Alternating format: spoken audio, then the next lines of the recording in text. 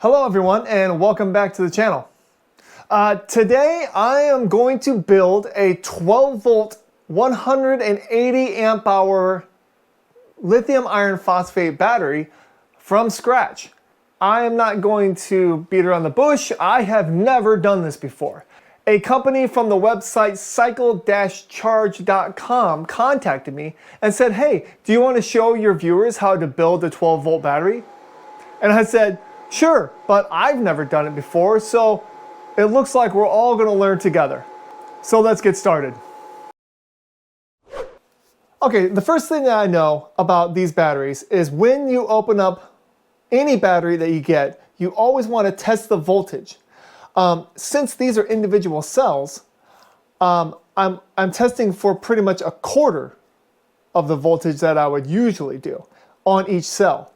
Now, and I also know that the cells in each of these batteries, the cells in them need to be balanced. So what we're going to do is we're going to open up this box, we're going to see what's inside, and then we're going to test each individual cell to see if they are perfectly balanced or if we need to connect them all in parallel until they are perfectly balanced. So let's go ahead and open up this box. Okay, these cells are sealed up nice and tight. They have the, this box is super taped up, and it also has those big, huge staples in it that look like this. So this box was pretty secure. And we've got some styrofoam, and then we have all of our cells, all surrounded by styrofoam. Okay, here are the cells that I have received. They are, let's see, it looks like they're CALB cells.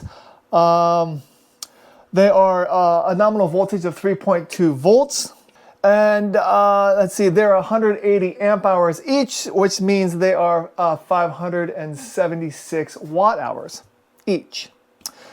So what I'm going to do first, and here, let me go ahead and just give you a view of them. That's what the front looks like, and that's what the back looks like. They're made out of like a, I don't know, like really strong, like PVC type of feeling material. And the tops have the pressure valve and also the positive and negative terminals. I got a separate box that came with this case, and it has all the bolts and screws and everything, and the bus bars. So that all comes in the case as well. So you have everything that you need to build a battery, except for the BMS. You'll have to purchase the BMS separately. The good people at Cycle-Charge did send me a BMS, so thank you very much for that. I don't even know if they sell them on their website, because I looked on there and it looks like they only sell cells. But you can easily get a BMS from Amazon or eBay, something like that. So I'll be pulling that out in a little bit after I test the voltage of these to see if I need to put them in parallel or not. Voltage of the first cell, 3.275, okay? Second cell, 3.278, all right? Third cell, 3.275, and 3.275. So this one is a tiny bit higher. That 3/100ths of a volt that this one has higher than all the rest is no big deal. So I am gonna go ahead and start wiring up my BMS in order to connect this battery together to make a 12 volt battery. And also, I just wanted to show you, if you did get cells that were not all the same voltage, and honestly, I don't know where you should determine, like, okay, how far off do they need to be before I need to put them in parallel.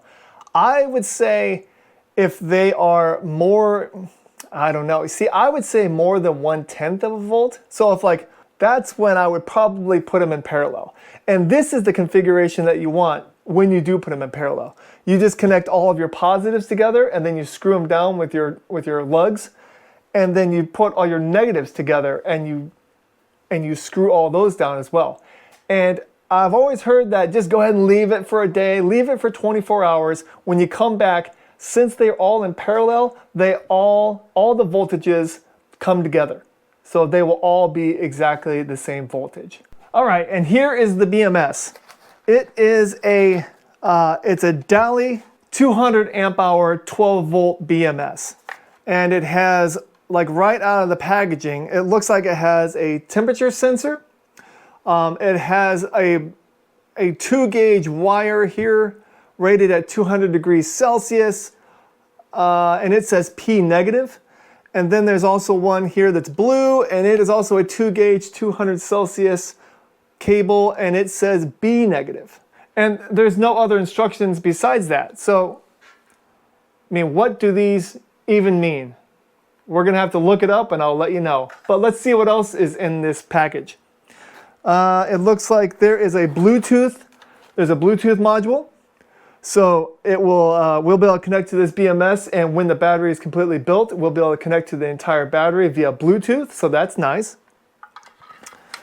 It also comes with a USB cable, so I'm guessing you can connect to the BMS to your computer to also be able to see more information about it. And then it also comes with all the balance leads. I know that there should be, since it's a 4S BMS, which means it has 4 cells, there should be 4 positives and 1 negative, which is right here. And so if I was going to work with a 24 volt battery, there should be 8 positives and 1 negative. And if you're working with a 48 volt battery, there will be 16 positives and 1 negative. And the one thing that I do know I need to do is I need to put ring terminals on these, because these need to connect to the battery. I know that the black one connects to cell number 1 negative, and then like where they're all connected right here, it should be, I believe it should be this one. This is the negative cell 1. The one right next to it is positive cell 1, and then it's positive cell 2, positive cell 3, and positive cell 4. So let's put ring terminals on these and go from there. Okay, when putting ring terminals on, I'm going to be putting on the 18 to 22 gauge ring terminals, and you got to make sure that they will fit your battery. So I believe these are, yeah, they're M8 ring terminals. So that's what I got here. And also your BMS leads. You know, this is a pretty long, it's a pretty long lead, but you don't really want to trim it, because especially, I mean, honestly, I don't know if you can trim it down, but you need to make sure that each of these wires is the same length, because you got to think of the voltage loss that's going to go through each one of these needs to be the same. So when we cut these, because they all come with, like, you see, like these little ends, we're going to cut all these off. And we need to try to be careful in making sure that we cut these all at the same length, and that when we put the ring terminals on, all of them should be pretty close to the same length when I'm done. So I'm going to go ahead and cut these and crimp on all the ring terminals. There we go.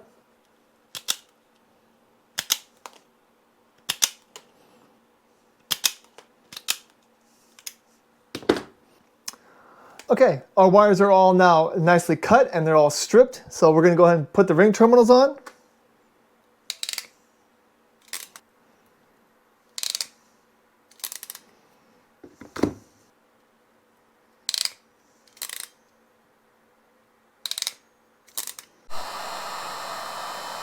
Okay, now that all of our ring terminals are crimped on and they are heat shrunk, we're going to go ahead and I believe we can hook them onto the battery.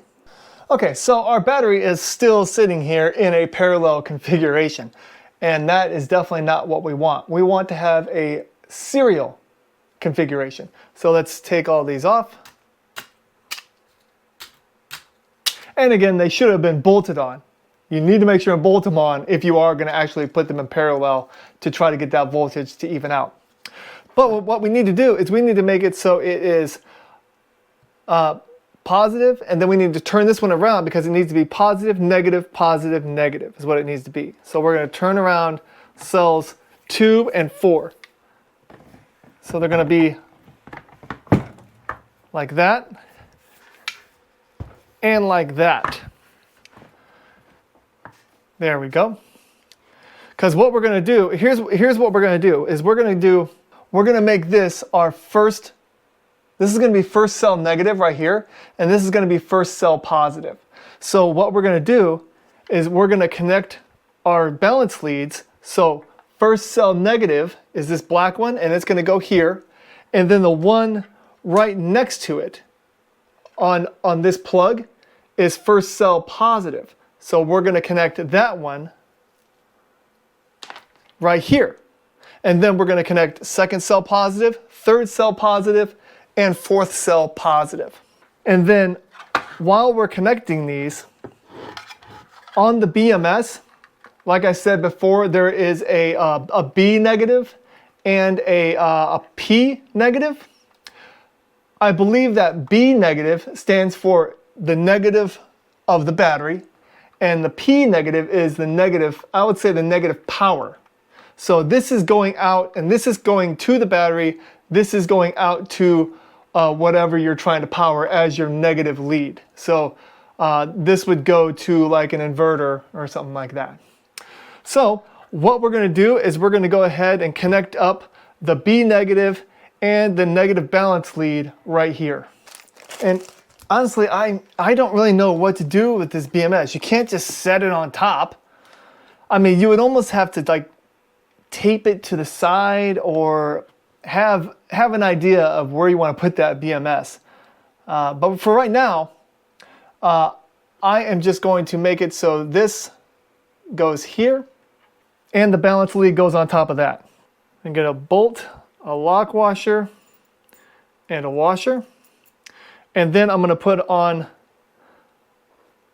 my negative balance lead and then my negative B.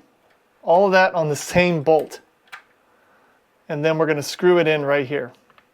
Okay, and when you're screwing in these bolts, you don't want to use a wrench like this. You don't want to be so close and sitting there trying to tighten this down, because if you touch other terminals on here, you're going to cause a short. So don't do that. Even with this, I'm kind of hesitant in using this, but that's all I have. It's very recommended to use like electricians' tools where they're coated in some sort of like rubber or something like that. That's why I've got this big extension, so that way I'm way above all the rest of the terminals. Okay, and if you're doing this in a permanent solution, I highly recommend you look into the Newton meters that you want to tighten this down to. You make sure and get a torque wrench. That way you know all your specifications are met exactly the way the battery manufacturer recommends. Okay, so our negative balance lead is on there. So now our negative is on there, so we're going to grab balance lead positive number 1, which is the one right next to the negative. And we're going to connect it here. But the first thing you want to do is put down a bus bar. And you want to have a bus bar going from your negative to your positive. And then you want to put your balance lead on top of that. You don't want to put your balance lead between the bus bar and the battery, because that can cause more resistance than you want. And before you tighten it down all the way, go ahead and start putting this screw in as well, so that way you don't have issues with it not fitting. This negative does not have any kind of balance leads on it, so we're just going to connect it with a bolt. Okay, and now it's kind of tight. There's a little bit of leeway because remember, you're going to be connecting this one and this one and this one and this one. So don't tighten them all down all the way until you have everything connected together. But the next thing we need to do is we need balance lead number 2, positive, right here. And again, it's going to go on top of the bus bar. So we're going to put our bus bar here, have a split washer and a washer, and then your balance lead. And go ahead and screw it in. Again, don't tighten it down all the way. Just make it so it's, so it's down far enough, but not all the way.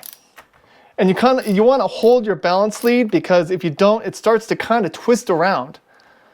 So hold it in place. There we go.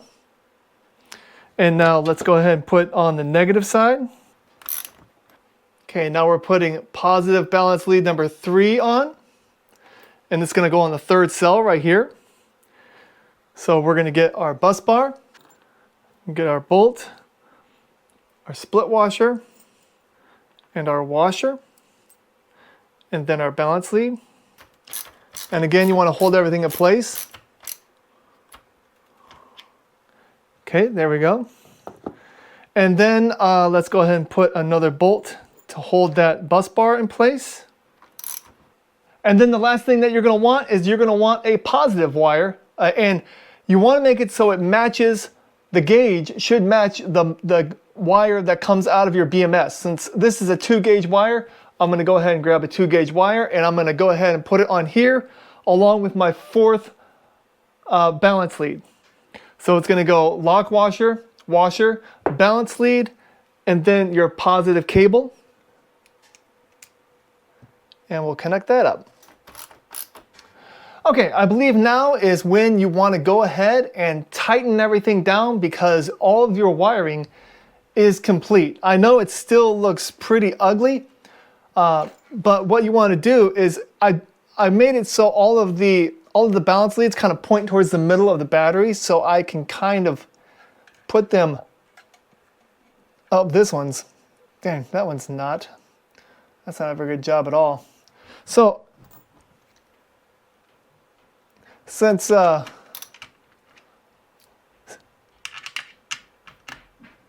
this one needs to be moved a little bit, so we'll go ahead and just move it a little bit and then tighten it back down. And then my negative, I don't want my negative pointing that way, so I'm going to go ahead and loosen it up and kind of slide it around to the other side. There we go. And now tighten it back up while holding my balance lead, so that way. Okay, that one's good. Let's go ahead and tighten this one. And I'm going to tighten these down all so they're nice and tight. Okay, all my connections are nice and tight. So now all I have to do is plug in my balance leads to my BMS. And I think things should work. I don't know. But I know the first thing that we should do is you want to test to make sure that these are in the right order. You want to make sure that that is battery -1. The next one right next to it is battery negative or battery +1. And then the one after it, you should test battery -1 to battery +2, and the voltage should go up 3.27, I can't remember what the voltage was, but it should go up by each voltage of the battery until you get to the 12-volt battery when you measure your negative and your 4th positive. When you measure all those, they should go up incrementally until you reach your 12 volts. So let's go ahead and do that now. Okay, so here we go. What we're going to do is we're going to put our negative on the -1 and put our positive on the first one, and it should be the first cell's voltage. Yep, 3.275. On -2, it should double, 6.55. The third one should be like 9 something. Yep, 9.83. And the 4th one should be the full cell, the full voltage of the battery, which is 13.11. So we know that our balance leads are all in the right order. So we can now connect it to the BMS. Okay, I've got this whole battery set up, connected. The BMS is connected to the balance leads are all connected to the BMS. But when I take voltage measurements, if I take the negative and the positive, I get 13.11. But if I take the negative and the positive over here at the ends of the terminals, at the ends of the wires, it's only 11.77. So I'm losing 1.5 volts just going through this BMS. That seems super weird. And on this BMS, I don't see any lights turned on or anything like that. So what I'm going to do is I'm going to connect the Bluetooth dongle and connect it to my phone, and I'm going to see if there's any information I can get from that. Okay, and it is connected, and it looks like it says that the sum voltage is 13.1, which we said it was, and that the battery is at 50%, which I don't know how it really calculates that. But I'm guessing that this will calculate itself if we need to charge the battery all the way up to 100%, which is 14.6. And then we are going to discharge it all the way down to probably 10 or 10.5. Okay, well, I am going to go ahead and charge this thing up all the way. And then I'm going to do a discharge test to make sure that it is my 180 amps that I wanted. And then I'm going to charge it up all the way again, and our BMS should be good. And we'll see. So I'm going to go ahead and do all that, and I'll let you know how it all goes. So charging it up, discharging it all the way, and then charging it back up again. And hopefully we'll be at our 180 amps.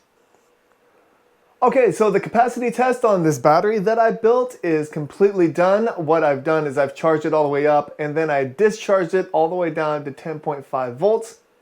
And then I went ahead and charged it all the way back up again so it wouldn't be getting damaged at all.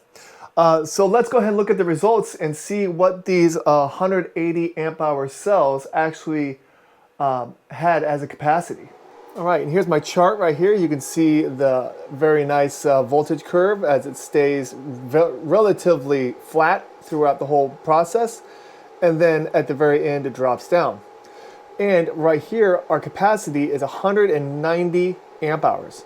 So that is exactly what you want to see when you're building a battery or purchasing a battery. You want to see that capacity higher than what it is that they say it is, I guess you could say. 180 amp hour cells, I get 190 amp hour capacity. That's perfect. You can see the battery right here is still kind of in shambles, but if you were to finish this battery, I want to do more testing on it, so I don't want to finish it.